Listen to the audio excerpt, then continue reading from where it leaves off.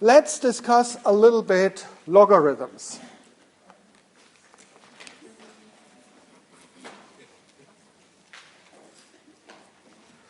And the reason we need to discuss that is because we will need that in one of the next units where we will discuss pH. And in a way, logarithms, it sounds far more complicated than it actually is.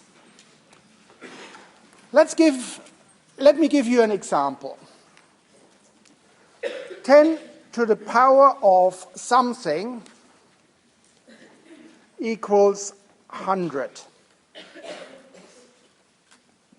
What is this something? What is x? Loud? 2. X equals 2. How do you know? Oh God, healthy bunch. How do you know it's 2? Well, simply because 10 to the power of 2 is 100. That's it. End of story.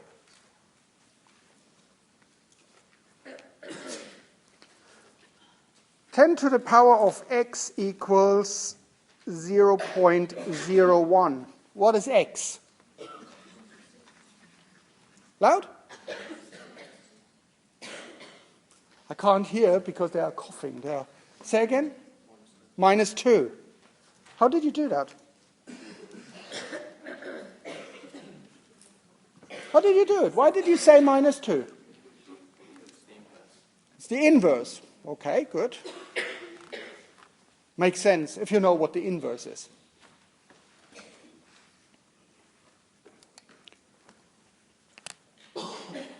Ten to the power of x equals 3. X equals. Loud? Didn't hear that. X equals. You got it? X equals 0.477. Everybody understands how we got that? Yeah? No. Oh, thank God. We haven't discussed it before that you should say no at this point. Because it is not absolutely clear how you get to this point. How do you find x in this case? I give you another one to illustrate the principle. X plus 3 equals 5. What's x? 2. How did you do that? You solve for x. So, how do you solve for x? Aha! That's interesting. You said, I subtract 3 from both sides. Yeah? So, I symbolize that usually with these two lines. And what I do is, I try to get x on its own, and I try to remove this offending term here that bothers me. And what I do is I actually use the inverse mathematical operation. So the inverse mathematical operation to plus, of course, is minus. So I do -3, and this just simply symbolizes that I take -3 from both sides. So I have x plus 3 minus 3 minus 3 equals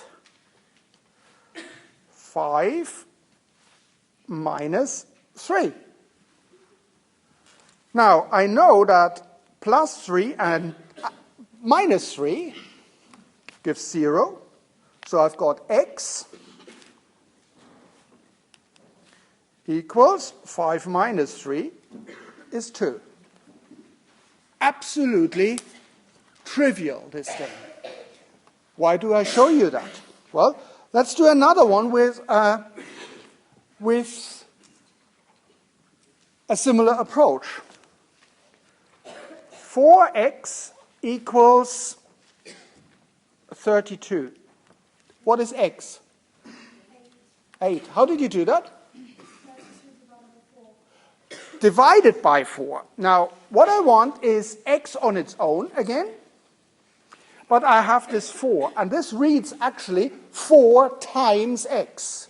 So I do exactly the inverse mathematical operation, and I have divided by 4. So I have 4x divided by 4 equals 32 divided by 4. So I do that with both sides. 4 cancels out, and I have x on my own. And 32 divided by 4, of course, is 8. So why on earth do I show you that? There's a simple reason. Because, remember our previous example, 10 to the power of x equals 3. We can do exactly the same thing. If only we knew what is the inverse operation to 10 to the power of. And the inverse operation to 10 to the power of something is nothing else but this famous logarithm. And I abbreviated here log. I should be more specific. I should say, actually, this is log to the basis of 10, because I've got a 10 here. I will show you in a minute that we not necessarily have always 10, but in this case, it is. So what do we do? Again, as before, we do both sides log. So we have log of 10 to the power of x equals log 3. Okay? And now, this thing with the inverse mathematical operation comes into play, because as before with the plus where we had the minus, and the times where we had the divided by, log and 10 actually cancels out. So log cancels out, 10 cancels out. And all we have left on the left-hand side is x. Yee-hee! So x is left. That is exactly what we wanted. And on the right-hand side, we still have this log 3. And usually, humans are not terribly good at this particular operation, so therefore, we'll just simply use a calculator for that. I'll show you how this is done.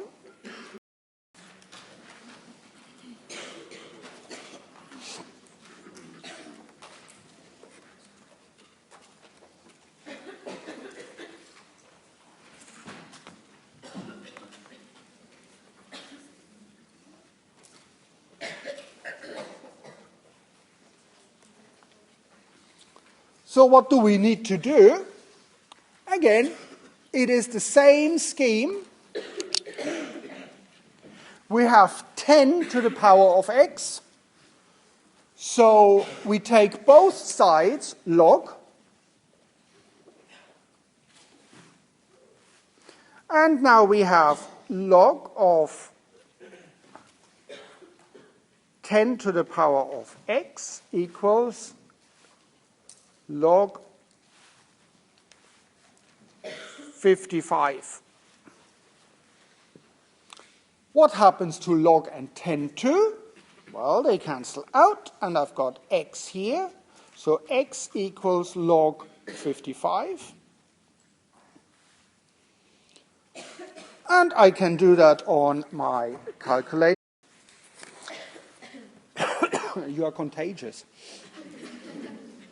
X equals minus 2.53. For your birthday, the 2. 2.53, something like that. It can be negative, the X. It's not forbidden. X can be negative in this case. Here's another one. 10 to the power of x equals minus 1.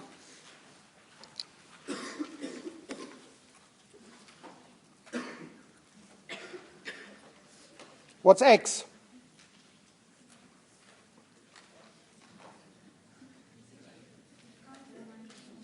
What? You can't do minus 1. Why not? Because it's Thursday. You can't take the log of a negative number. Log of negative number is simply not allowed. Can't do that. But the result can be a negative number, as we just seen here. Yeah? It's not a problem.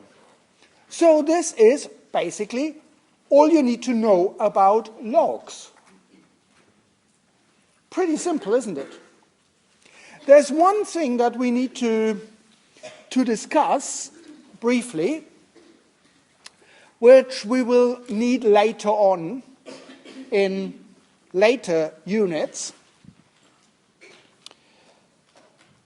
What we had so far is everything we had was 10 to the power of x. And that is something that most people are familiar, simply because most of us, I don't want to generalize, most of us have 10 fingers.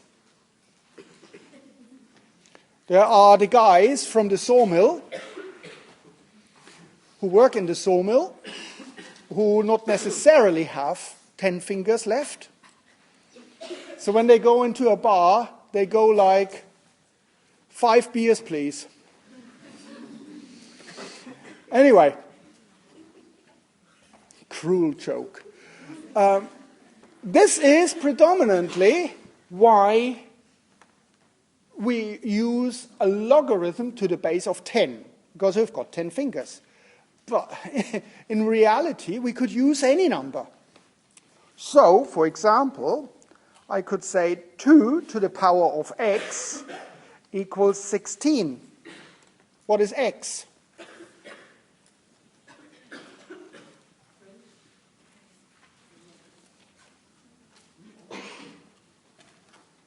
Three, 4, 3.5. It's like a bazaar. Who offers more? 5? 4. So 2 to the power of 4 is 16. So we can do that. Yeah? So x equals 4. I actually don't show you the formal way how this is done, because it's a little bit, But if you want to know how this is done, please have a look at the videos. In one of the videos, I think Sal Khan from the Khan Academy shows you how to do these calculations. When do we use 2 to the base of 2?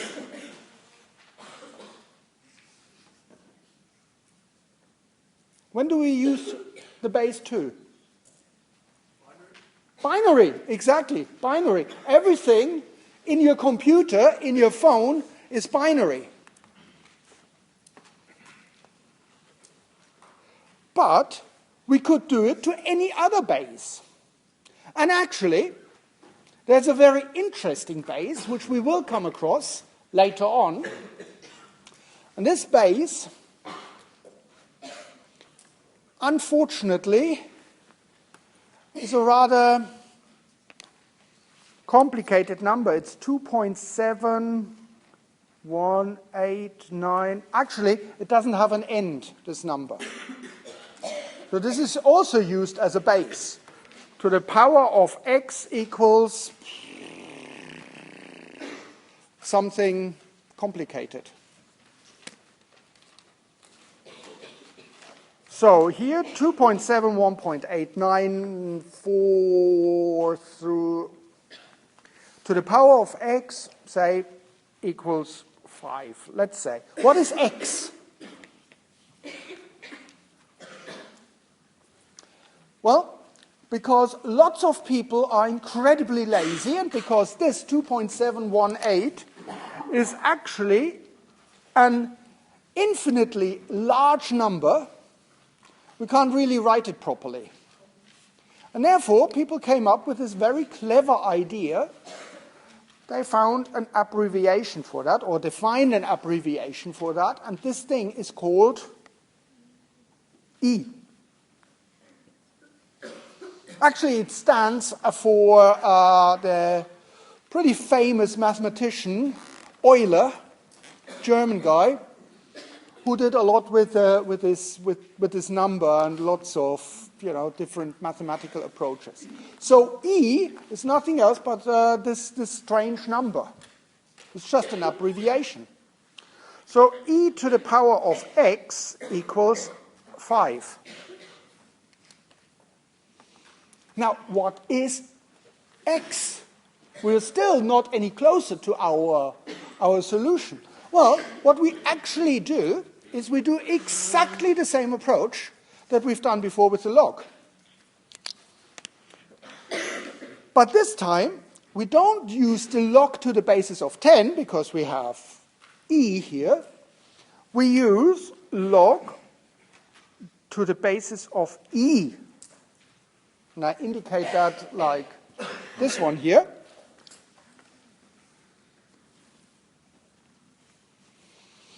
And because people are a little bit lazy again, and this looks really, very strange. The convention is, instead of log e, people just simply write ln for natural logarithm, and we will see where this comes from. So what we do is we say we have ln e to the power of x equals ln of 5. And now we know that ln and e, exactly as before with the log and the 10, they cancel each other out. But only ln and e. You can't do that. You can't mix them together. You can't do log and e, or you can't do to the basis of 10 and ln. That wouldn't work. So you have to stick to ln e or log 10.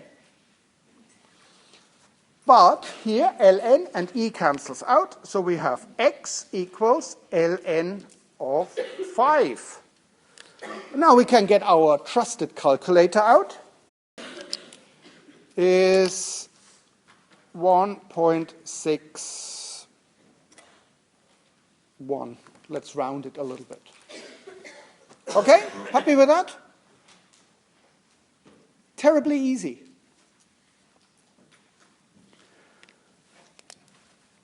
E to the power of x equals 0.02. Can you try that?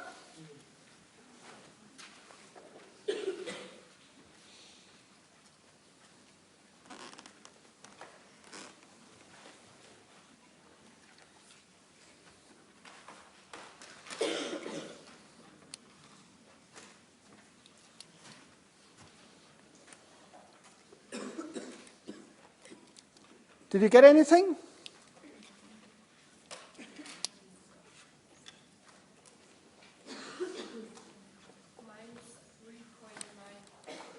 Equals minus 3.9. Okay, of course I don't trust you, so I want to do it myself. What do I need to do? It is ln, both sides. I have ln e to the power of x equals ln of 0.02. ln and e cancel out. We've got x left equals ln of 0.02. Let's see whether you are right. Prefixes.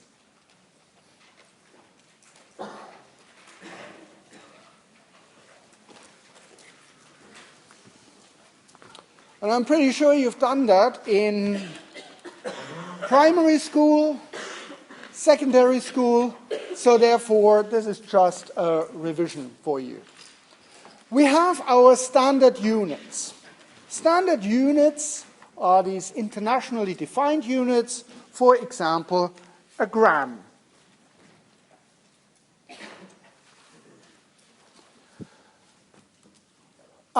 But very often we don't measure things in grams, we measure things in multiples of grams. So, we therefore have sometimes a factor of 1,000, and that will be a very common theme, this 1,000. So if we multiply a gram by 1,000, what do we get? A kilogram. So that's kilo. Simply because kilo means 1,000. You have that in your PC, on your phone, kilobytes. If we have it divided by 1,000, so by a factor of 10 to the minus 3, what is the thousandths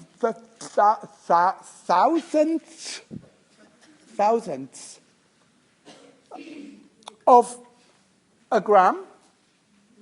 It's a milligram, and we abbreviate that with a lowercase m. So we've got milligram. So milli, 1,000th.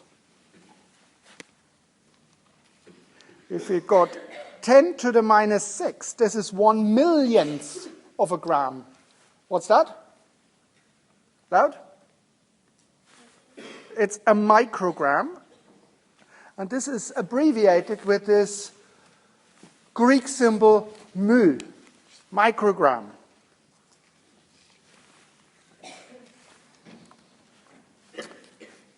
Ten to the minus 12.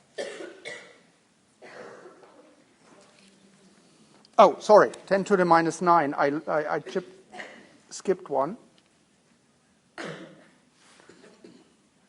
10 to the minus 9. It is a nanogram. So nano. Micro.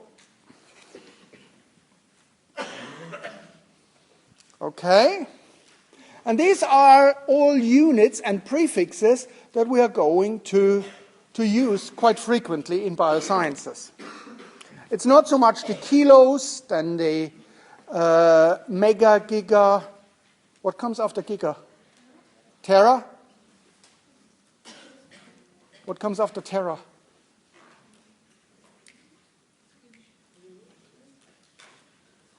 After tera? Penta. Who cares? 10 to the minus 12. Loud? Pico. This would be a picogram.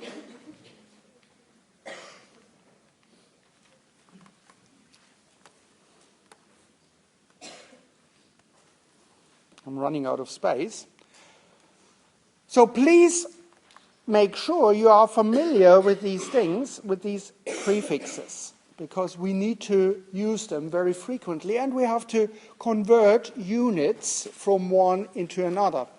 10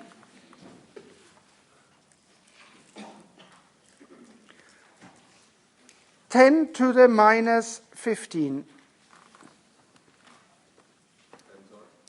Femto. Good. With an F, that's femto. One more. 10 to the minus 18. Atto.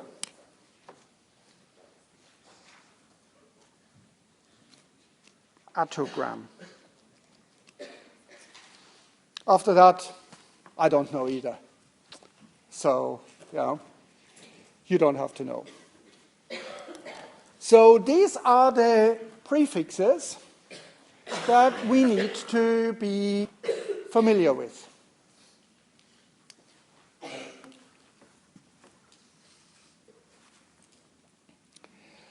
Okay, now why do we want to do that?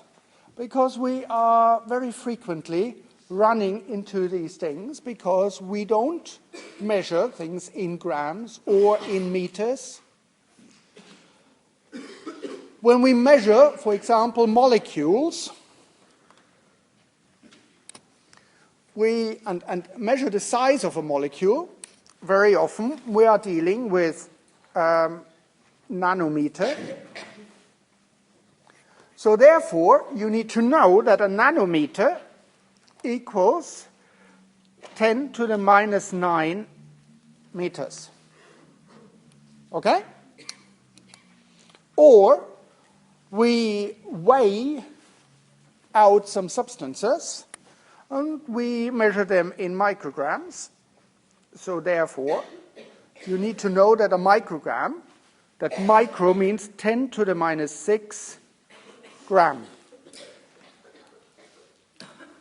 Pretty simple stuff, but I know that sometimes even final year students fell over with that stuff.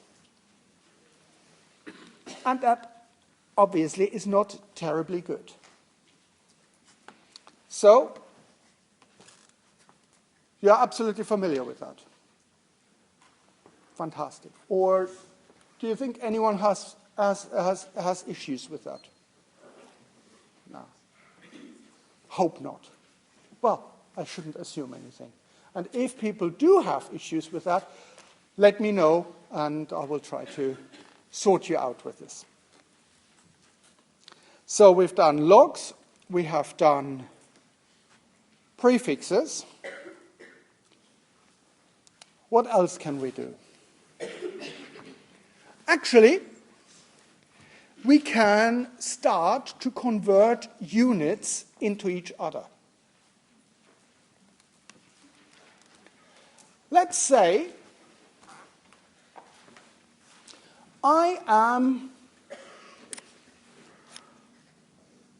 1.77 meters tall or tiny, and I want to convert that into millimeters.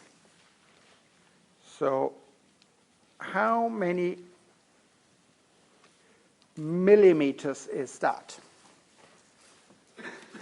You would say, oh my God, this is so, what is he doing? Why would I want to do that? Because you're all adults. But I want to show you a trick, how this is done.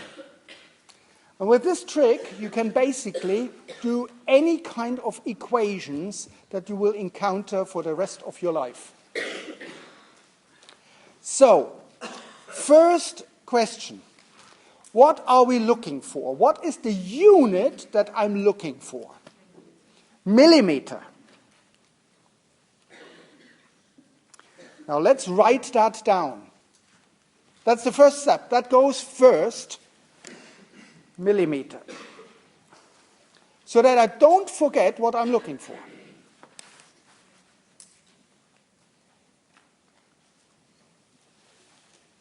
And then I do a long line. Now, I know that I have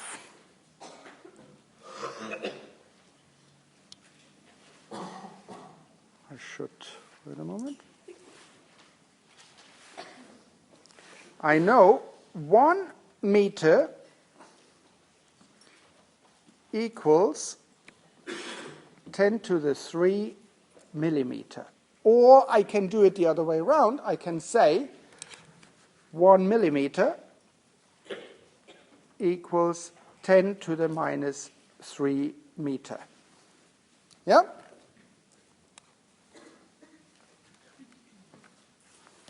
Or I can say 1,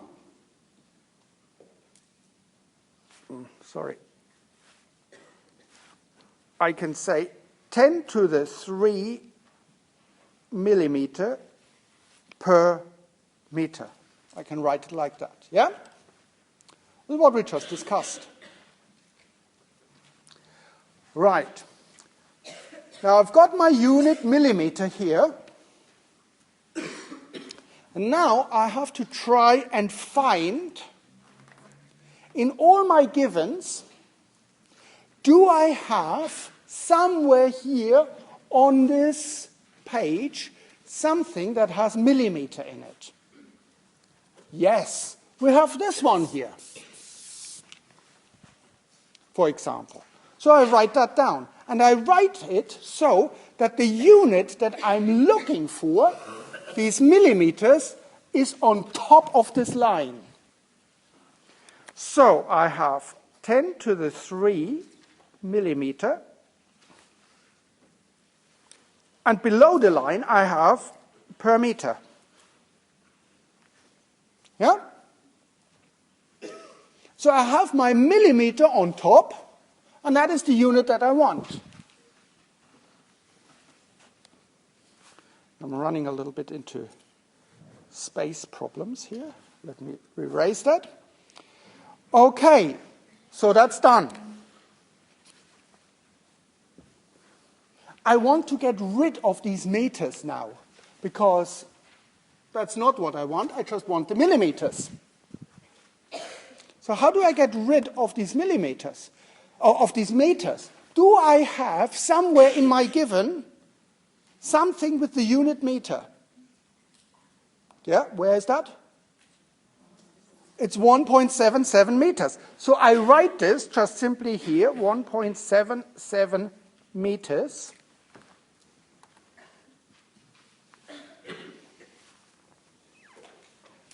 And now something magic happens. This actually, what I've done here, is a big fraction. And I can start to cancel out things. So here I have millimeters, I have meters down here, and I've got meters up here. So what I can do is I cancel out the meters. And what I've got left is 10 to the 3 millimeter times 1.77.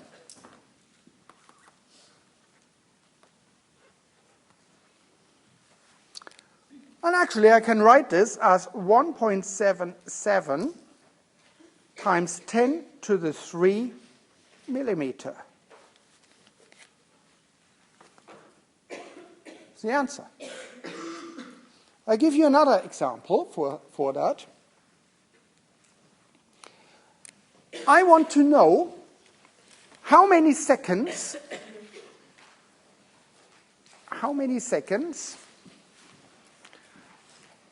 are in 1 year. Sorry if I write this a little bit as a shorthand.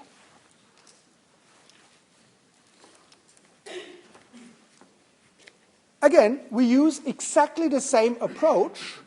We use just the units to do this calculation. What are we looking for?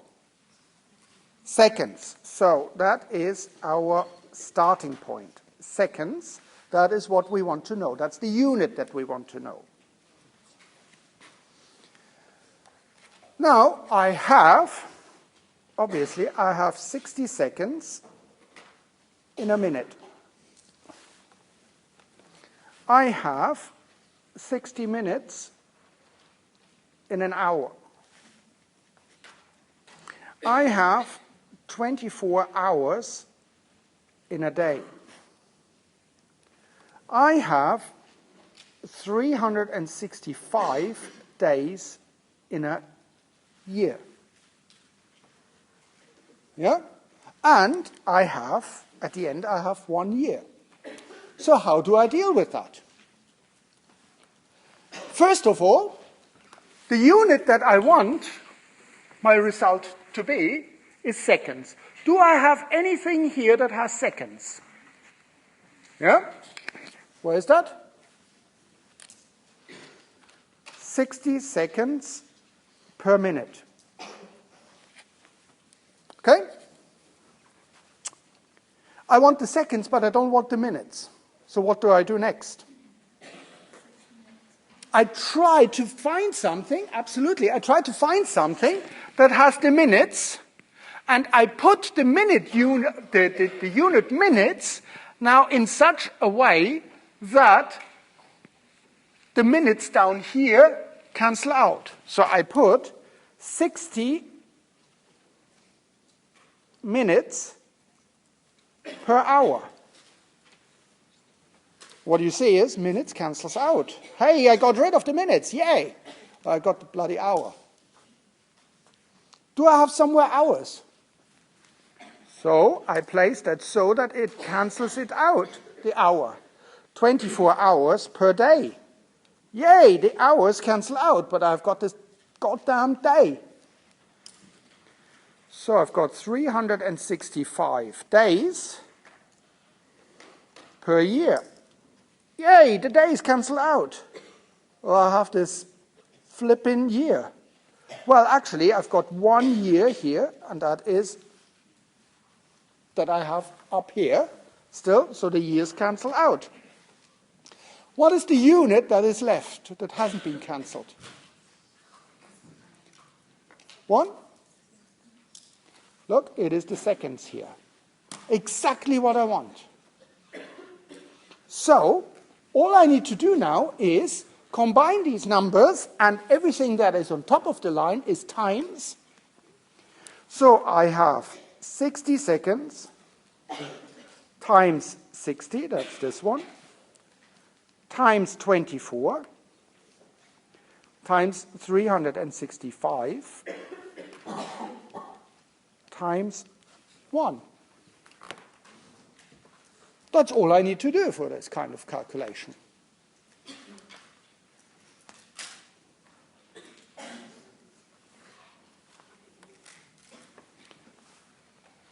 Here's another one.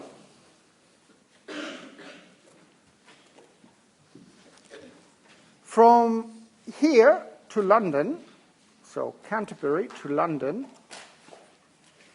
it is roughly 100 kilometers. Now I know that a lot of you guys don't do kilometers. You do miles. Will cause a lot of confusion amongst the world. And I'll give you an example for that next time. But that's life. If you can't do kilometers, well, we have to convert that into miles. And we know that 1 mile, or we have 1 mile, no, sorry, I need to say that in a different way. We have 1.6 kilometers per mile, roughly, give or take. Now I want to know how many miles it is to London. So, question mark, miles. What's the unit that we are looking for? Miles.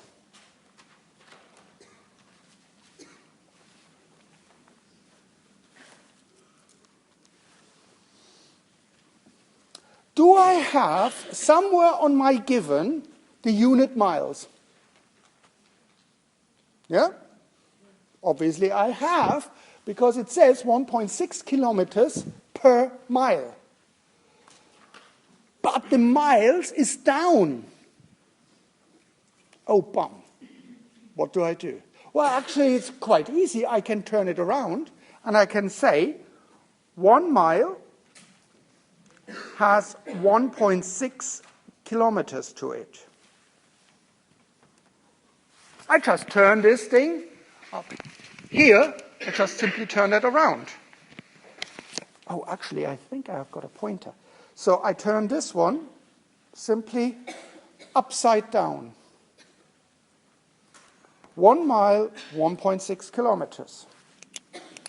Now I have my unit mile on top, but I've got these kilometers now left. Can I get rid of the kilometers? Do I have somewhere where it just simply says kilometers? Yeah, of course, that's the first line. So I've got 100 kilometers.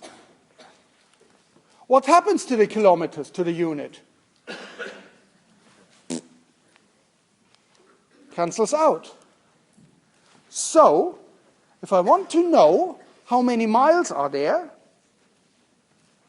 the miles, I've got 1 mile times 100 divided by 1.6. Can somebody quickly do the honors for that? 62. So that is 62.5 miles.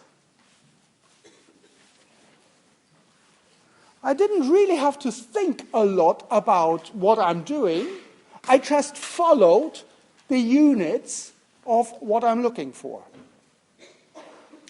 This is an approach that will come handy, that will be extremely useful when we do some more calculations next week. This thing, of course, has a name. It has a very, very scientific name. It's called